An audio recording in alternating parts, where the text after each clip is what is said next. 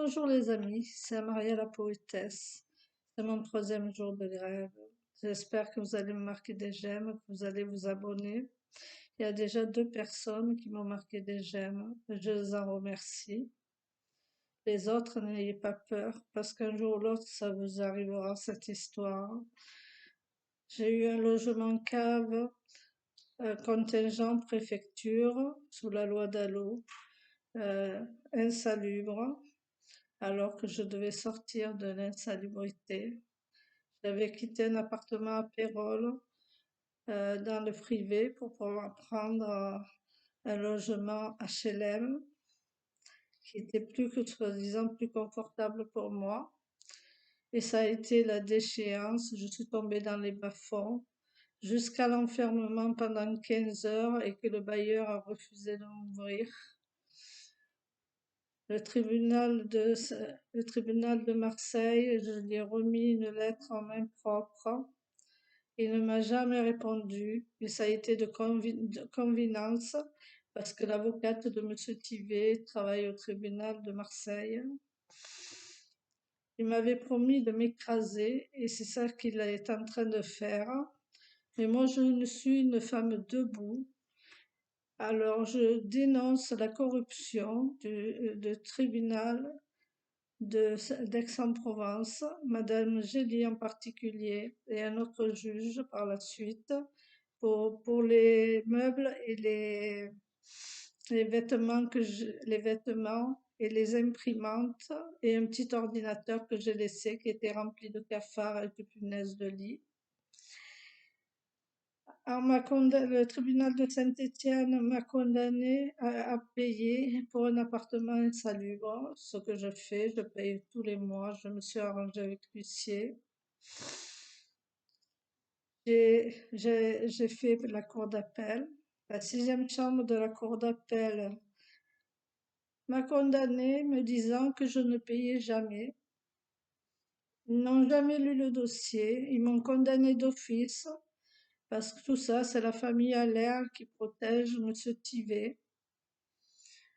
Alors j'en appelle Madame Vassal, qui est la présidente de la métropole et la présidente du département, qui s'occupe des logements maintenant de Monsieur Tivet. En convenance, ils ont un accord entre eux et qu'elle le laisse faire et qui camoufle tout. Quand j'ai eu ce logement insalubre, j'ai fait appel à Madame Joassin, qui était maire d'Aix-en-Provence et qui était aussi présidente de la commission. Quand elle a vu qu'il y avait des problèmes, elle s'est retirée, elle a mis quelqu'un d'autre à sa place à la commission.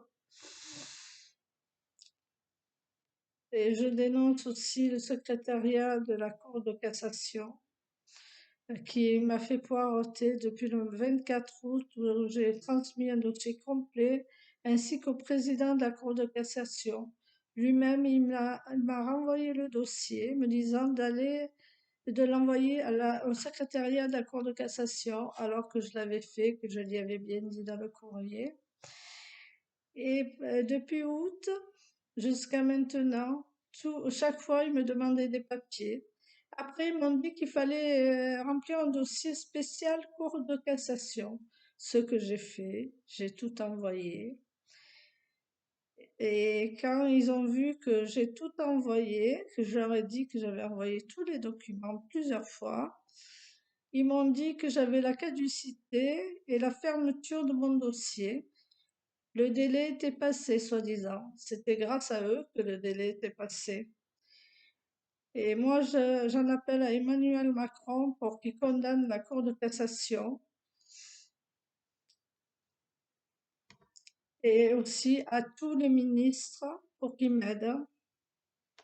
J'en appelle les droits de l'homme aussi, parce qu'il y a eu une maltraitance, une discrimination envers une personne handicapée, parce que moi, j'ai des gros problèmes respiratoires.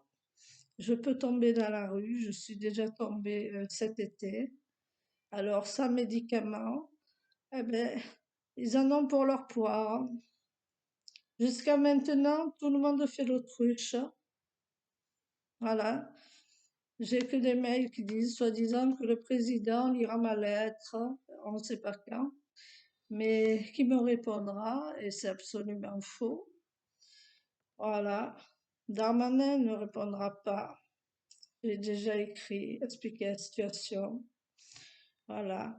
Déjà, l'État m'avait dit qu'il ne pouvait pas faire quelque chose il y a 2 ans de ça, parce que c'était les tribunaux. Le tribunaux et l'État s'est séparé, alors que le logement d'Allo, c'est l'État, c'est les logements gérés par l'État, par les préfectures. Les préfectures, c'est l'État.